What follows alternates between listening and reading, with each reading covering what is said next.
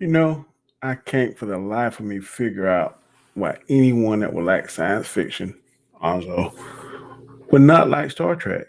Star Trek is awesome. But I digress. Not American. Hmm, I don't know. Well, I'm going to change your mind. Check me out.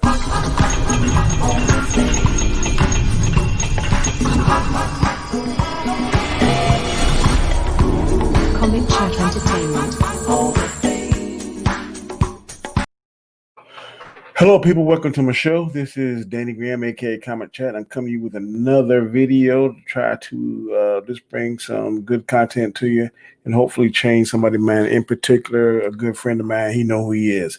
If this is the first time you're viewing my channel, then I'm going to ask you to please subscribe. It only takes 1 second of your life to subscribe. Please subscribe to my channel. I'm trying to get to 1,300. I'm about 40 subscriptions away from that, and I can only get there with your help. So please subscribe and share all of my material. Also, hit the notification bell when you subscribe to. By hitting that notification bell, you will be notified on any and all material that I upload. And I don't want you to miss a thing. I try to have at least 3 or 4 shows each week. And also, I try to put in videos sprinkling in there every now and then. So please check that out. Also, give me a thumbs up. Give me a thumbs up that lets me know that you're digging what I'm doing. Also, that helps with the YouTube algorithm, puts me in a better position, helps me get more views. Also, make sure you give me that thumbs up. And last but not least, leave a comment. Any comment that you leave, I always check my comments. I may not respond to you the next day or that same day. I will definitely respond to you because I check my comments every week. Now, having said this, I am trying to figure out why anyone that is a science fiction fan cannot get into Star Trek, especially the old original ones that came out in the 60s. My dad got me hooked on those shows, and I'm telling you, the man is a genius. And who I'm talking about is this man right here, Mr. Gene Roddenberry, the creator and writer of Star Trek. He did the original that came out in the 60s. It was very controversial because it had a very, very diverse cast.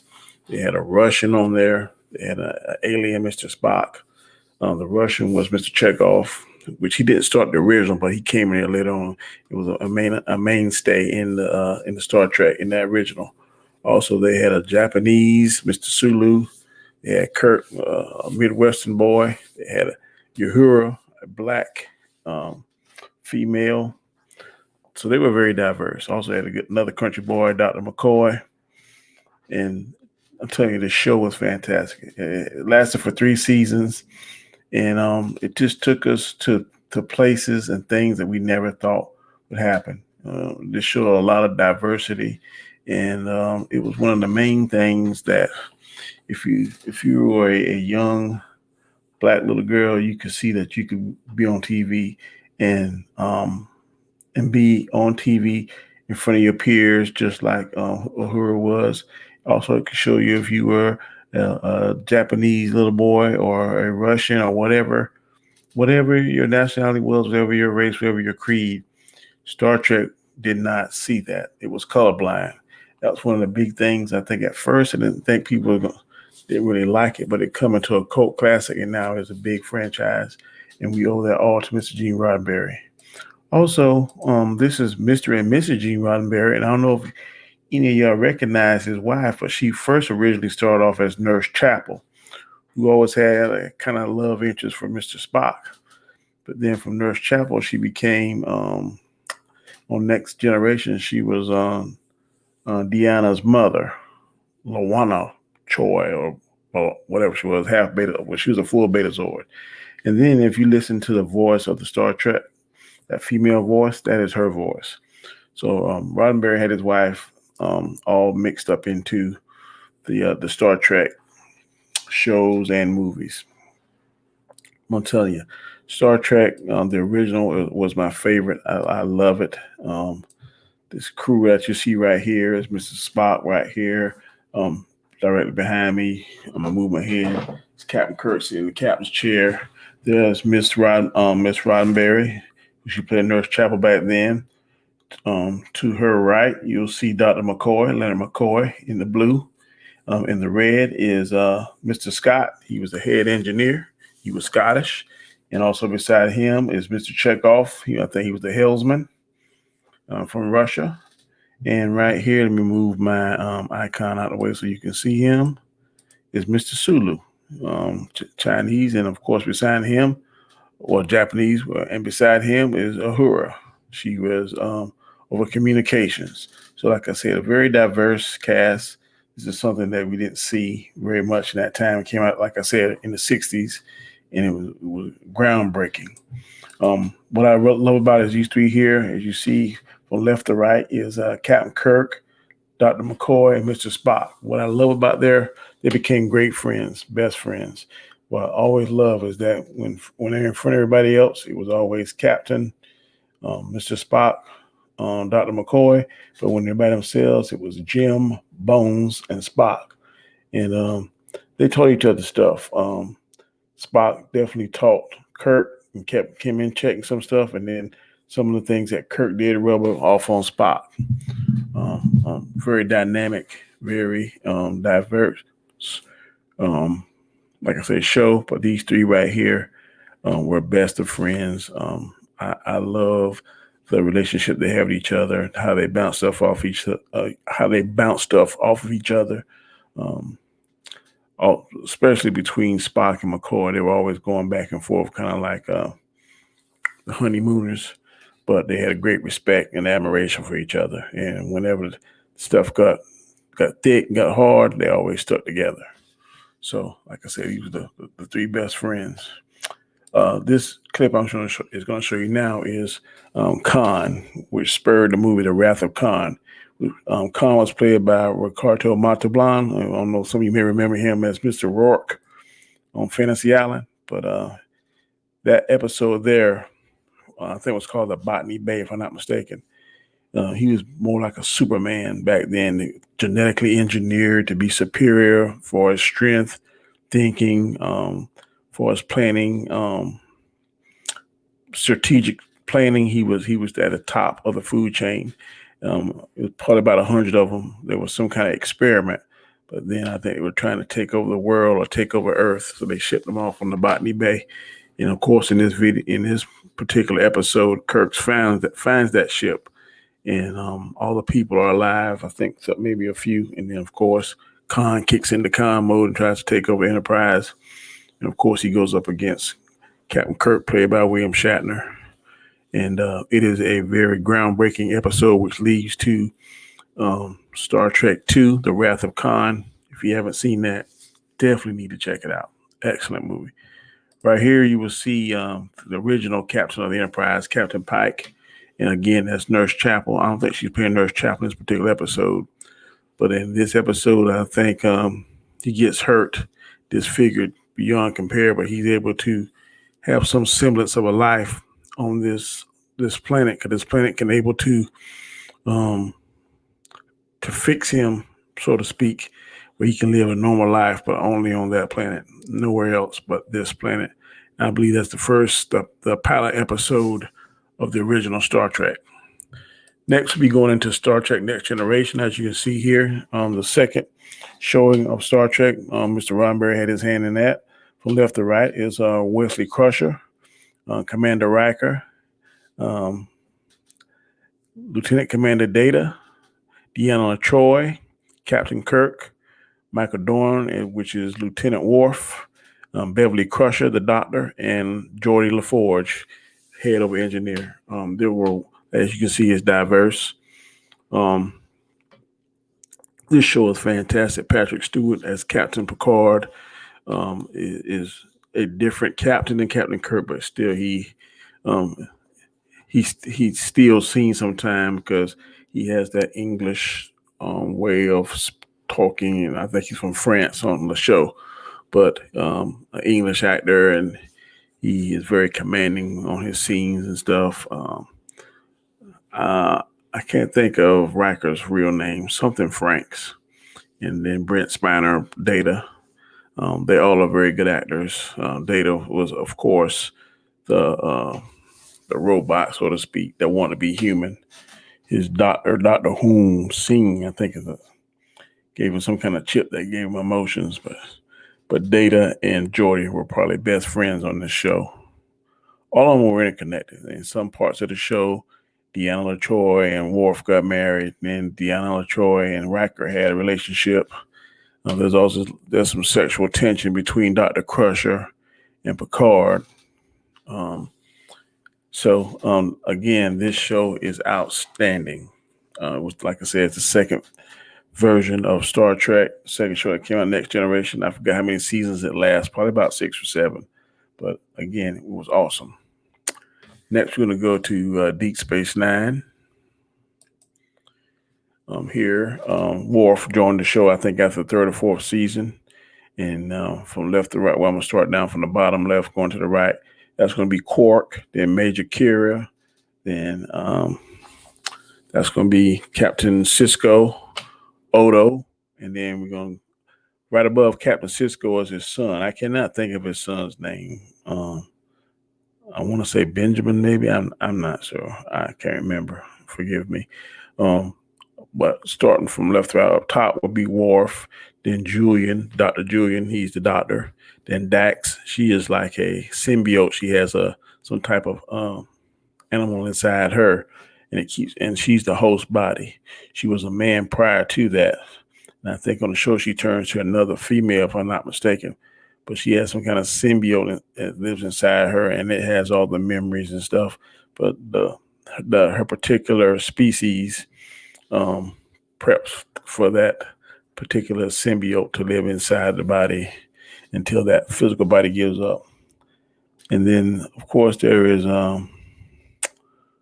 what is his name? Chief O'Brien. All right. Chief O'Brien is like the hands-on gadget guy. He fixes everything. He helps with security. Below him is Odo. He's a shapeshifter. He's also the head of security too. Deep Space Nine is in Kardashian space, and Deep Space Nine is very unique because it has a wormhole that it pretty much guards, and the wormhole takes it to the other side of the galaxy, and they always have to defend it or have to leave it or in threatening of causing some kind of galactic situation. But pretty much they protect the wormhole. It's a stable wormhole, and the Kardashians are at war with the Bajorans. And right beside Captain Benjamin Sisko, to his right is Major Kira, and she's a Bajoran. And they're very religious people. And in one of the episodes, I think he was made to be something like an oracle or some title he was given, kind of like a spokesperson for the Bajorans. But they're very religious people. This is how Deep Space Nine looks. I think throughout the season, it's more or less like a place at a rest stop, a bar, that kind of stuff. Places you can get fixed. It's kind of like a truck, an intergalactic truck stop. It has gambling and stuff, and places you can relax. It also has places where the ships can get fixed, store cargo and that kind of stuff. So more or less, I think as the seasons went along, they made it more aggressive, put more weapons on it and stuff, because instead they had to get defended.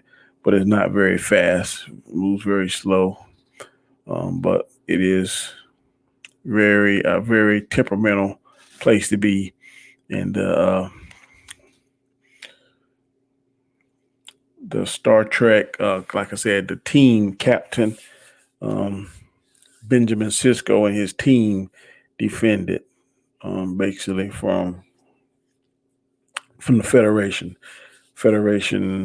Sometimes kind of back and forth on how important it is to them or not. But again, the show was very, very good. Last show I'm going to talk about is Star Trek Voyager. And here you can see from left to right is 709, Commander Chakotay. Then it's Lieutenant Tuvok, and then Ensign Kim. I can't think of the doctor's name, but he's the doctor. He's a hologram. Then beside him is what is his name? I can I think of his name on there? Why am I drawing a blank? I'll come back to him. But down in the bottom, you see is Captain Janeway and B'Elanna, and beside him, B'Elanna, she married this guy, and that's Tom, and he is like the helmsman. This crew, like, as you can see, is very diverse. 709 was a little girl, human that became a Borg, and then they were able to take her from the collective. That guy name was Neelix. I remember it now. Neelix at the far end with the crazy color uniform on. I forgot exactly what his race is on there, but more or less he was like an emissary and a guide. They took him as a guide to guide him through the Delta Quadrant because some kind of way their ship got stuck in the Delta Quadrant, which has never been explored, and they had no backup, nothing, and they had to learn things along the way. And Neelix kind of helped them, volunteer to be a guide, try to keep them out of harm's way. But of course, they find harm's way, and that leads to several stories. But this is not, other than the Star Trek, this is my next favorite one. Janeway is a very strong-willed, very smart, intelligent captain. She has a good crew, and what the crew is that they were half Federation officers, and what's the thing they were a part of? It was kind of like a renegade group. I can't think of the name of it, but they had to more or less get under one particular order, and the order they chose was the Federation. She made the head the Maquis. That's what it's called, the Maquis. The head Maquis in the group was Chakotay, and he became her number 2.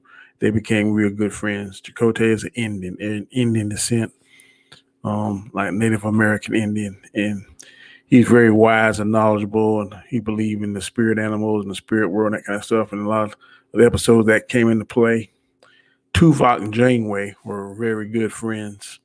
Tuvok, of course, is a Vulcan, but he is very loyal, very by the book, and to Janeway. Janeway and B'Elanna became friends, but she's the head engineer. She's very hot-tempered. She's half Klingon, half human, very hot-tempered.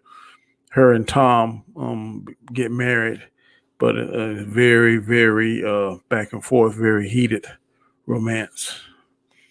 And of course, back to 709, played by Jerry Ryan on the far left. Her and Chakotay, I believe, had a romantic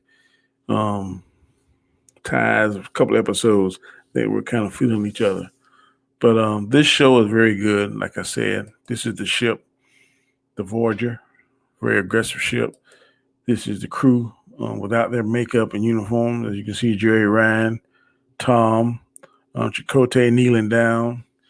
See the Vulcan Tuvok without his makeup. And then that's Neelix beside Tuvok. Then there's Kim. Then sitting down is the doctor. And then there's the captain in her boots. And then there's the half Vulcan, half human Waxana. Not Waxana. What is her name? B'Elanna. Lieutenant B'Elanna. But again, all these shows collectively are awesome. And they were the brainchild of this man, Gene Roddenberry. Him and his wife have nurtured and paid attention to this franchise and have made it what it is today. It was a very sad day when he passed. To me, he is the George Lucas of Star Trek. His vision, everything he done, what he created, what he thought about years and years before this stuff came to pass is just amazing. The diversity, the world that he wanted to live in, the world he wanted to create is just totally awesome. And my hat's off to Mr. Roddenberry, and I think his wife is still living now, if I'm not mistaken. I love the shows. I'm not a fan of some of the, but I'm not going to sit here and hate. I'm just not a fan of some of the shows, in particular Discovery, the other one, Enterprise. I haven't watched it. I haven't watched Picard. Based on just what I've heard from people that opinions I trust. And I've seen, like I said, the first season of Discovery, a few episodes, just wasn't my cup of tea. I may give it another try. But definitely things I've heard about Picard and things I've heard about Enterprise. I just never could get into it. I tried to. I just was not feeling Scott Bakula's captain. Just didn't care for that. Not gonna like everything. I didn't like the first Star Trek: The Motion Picture. Did not. I think was the worst out of all of them. But the rest of them I like. I went to movies. I saw it. I enjoyed them. So like I said, in everything, some things you're not gonna like, some things you are. But as a whole, if you are a if you're a sci-fi fan, you should love Star Trek. The stories are great. The episodes are great. They got books on it. Even this Star Trek is the only franchise like this that had its own cartoon. The cartoon played for 2 or 3 seasons as well. And it was voiced by William Shatner, Leonard Nimoy, and the guy that played McCoy, Leonard DeFrost Kelly. So check it out.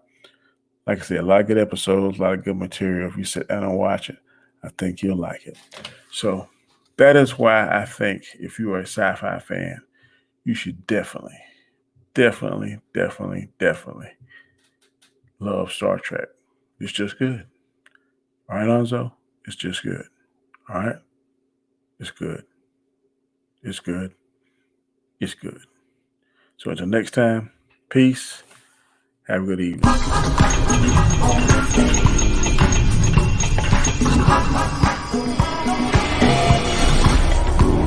Comic Chat Entertainment.